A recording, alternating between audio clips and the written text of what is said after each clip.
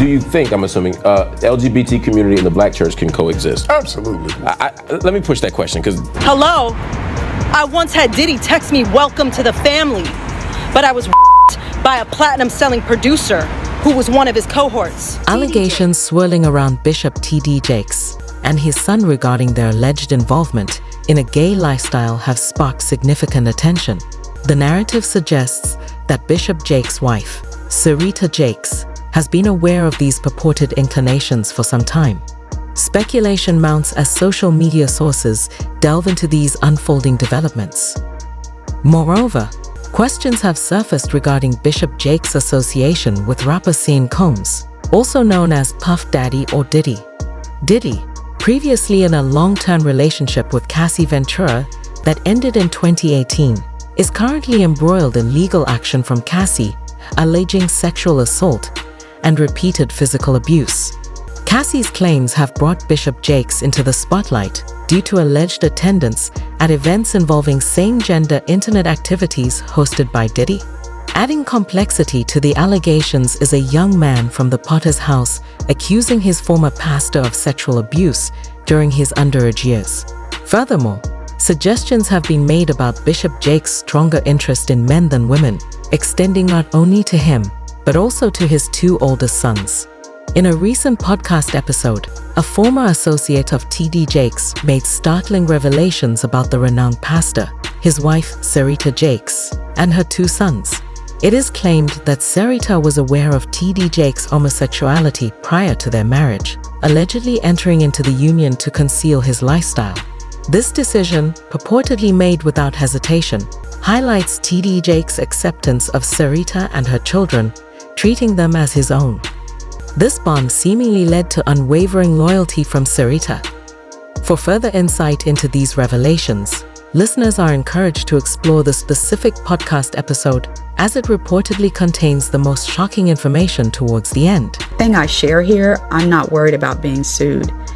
And just to be sure that anyone listening understands that, I will be giving the first initial of names, okay? There are people talking who are just sharing rumors, but not all of us are sharing rumors, okay? I had a mentor from 1999 to 2000. She was my mentor. Mr. R, okay? His first name started with an R. So Mr. R used to be a boarder in her home. Now, my mentor told me Mr. R is gay, and his wife knows he's gay. Mr. R was a part of the ministerial staff. He became a minister, and he was very close to T.D. Jakes, okay? And she said he told her that, he was going to share some things with her that she could never tell anybody. And so later on, she tells me and a few other people that he did come. They had set up a time and date for him to come to her house. He came and he talked with her for several hours, just divulging stuff, behind the scenes ministry stuff. And she told us some things I can never tell y'all, but what he did tell her was that T.D. Jakes was gay, and that T.D. Jakes had a relationship with a man. Now, I will stop and say, whether that man was Mr. R, I don't know, because she never told us that. But then she told us there are things I can never say, I can never tell, because I swore, that I wouldn't tell, some of the stuff that he told me. I'll tell you, as soon as they got through talking, she left that church. My mentor did, and it devastated her. Not too long after the things that Mr. R shared with her and swore her to secrecy to, she had a stroke. I always believed, and I still believe it now, that it was the stuff he told her that contributed to her having that stroke, because the timeline was just too close. The Jakes have 5 children, boys. Both of their names start with a J. One is light skinned, one is dark skinned. It is true that the 2 older sons are gay. The 2 older sons are not his biologically. They're not the sons of Jakes. Now, the sons, one is darker skinned. The darker skinned son is the one who was caught in Keith's Park many years ago. Now, those 2 sons, they are not the biological children of Thomas, okay? Before, Sarita was a teen mom, okay? She had both of the boys when she was a young woman. And sometime later, I don't know if it was years, I don't know the time frame of between her having and her meeting Thomas. That part of their story, I don't know. But one of the great things that made her fall in love with Thomas was that he accepted her 2 boys. And yes, he did later adopt them. So he's the man that raised them, because I don't know anything about their biological father, y'all. I don't know who he is. That's the part I can't say. My mentor told me, and I'll never forget this, there was a time when the Jakes lived near what is not White Rock Lake in Dallas. Okay, they had a home. They used to have a home over there. And she told me her friend was part of this group of people that had gone to the house. But I don't know how many sessions they had, but this was a time, as I said earlier, where people kind of saw homosexuality differently, especially in the church. And so they believed that it was an evil spirit and it could be cast out. And so she was telling me that the friend had said that they had had a few sessions at the Jakes' home where they were trying to cast the devil out of these 2 boys. And I remember, I'll never forget, she said to me, she said, and they said every time they would get to a point where they thought they were going to cast him out, Jakes would leave the room. Why? I don't know. What he was leaving the room for, I don't know. When all the stuff comes out over the next days and weeks about Thomas, you know, TD Jakes, which stands for Thomas Dexter, for those who may not know, I don't want to assume everyone knows what that stands for. I want all of you to understand that Sarita was a part of the cover-up. So very often when things come out about these husbands, the wives, the wives get to play innocent. People assume they're innocent, kind of like the Vanessa Long, Eddie Long situation. People assume they're innocent. The wife kind of skates off and people look at her like, aw, but that's never the case. It's never the case.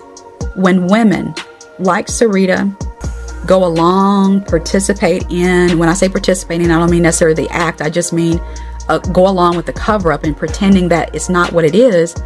That's what makes these things go on for years and years and years, because as women we have power, and when we leave a man, people know something's up. What I'm saying is when it all comes out, I don't want anyone to be like, "Aw, poor Sarita." No, it's not going to be poor Sarita. Sarita, people have gotten information back to Sarita for years about her husband. But there came a time when certain things were getting back to her, and then he took over her email. Listen, Thomas buys Sarita's clothes. He's always bought her clothes.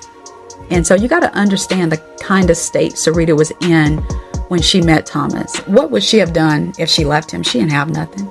She had nothing. She came from nothing. She was a coal miner's daughter. When I say she came from nothing, I don't mean she as a person isn't valuable. What I'm saying is she didn't come from prestige or money or anything like that. She was a poor girl who had come from upside a mountain in West Virginia. And it was because of him that, you know, she is and has all that she does. So I don't know. I'm not trying to get into her mind and understand why she stayed, why she was okay with him having these extramarital relationships. I don't know. All I know is I'm not even sure if she would have ever had anything had it not been for him. And so maybe she felt some sort of devotion to him because of that. I don't know. And he did take her 2 sons that she had out of wedlock. Again, not a shaming statement. I'm just saying that because that's the phrase we used to use. And he raised them. I won't be shocked by anything that comes out, but I do know a lot of people are. And I just hope that they don't put it in the lap of God. You know, God doesn't have anything to do with these folks' messes and schemes and sleeping around and whoremongering. He has nothing to do with it. You have to understand, it wasn't God allowing, it was us allowing. These rumors have been out for years. How come the church never held him accountable? Maybe he would have sat down years ago. Amidst swirling social media rumors dubbing Bishop TD Jakes as a power bottom, his wife staunchly supported him following allegations of a Hollywood scandal. She took to social media to suggest that challenges are part of God's plan to strengthen them, emphasizing Jakes' proclamation of 2024 as the year of cleansing and prosperity. Facing accusations linked to P. Diddy's alleged Hollywood scandal, Jakes became a trending topic online. In a YouTube church service, he vehemently denied the allegations, promising to address them at the appropriate time and refusing to use the sacred pulpit for addressing lies. A spokesperson for Jakes issued a statement calling the claims unequivocally false and baseless, emphasizing the challenge of spreading truth in the face of falsehoods. Meanwhile, P. Diddy faced sexual assault claims, including accusations of drugging and assaulting a college student in 1991, along with similar incidents involving Aaron Hall and allegations of sexual slavery of a 17-year-old. He stepped down from his role as chairman of Revolt Network, vehemently denying all accusations and vowing to fight for his name, family, and truth. Social media users expressed varied opinions, with some skeptical of the allegations and others calling for accountability. In the midst of these controversies, both figures stood firm, denying the allegations and expressing their commitment to truth and integrity, despite the storm of speculation and scrutiny on social media platforms. This seems familiar. Just not long ago, we were dealing with the same behavior from R. Kelly.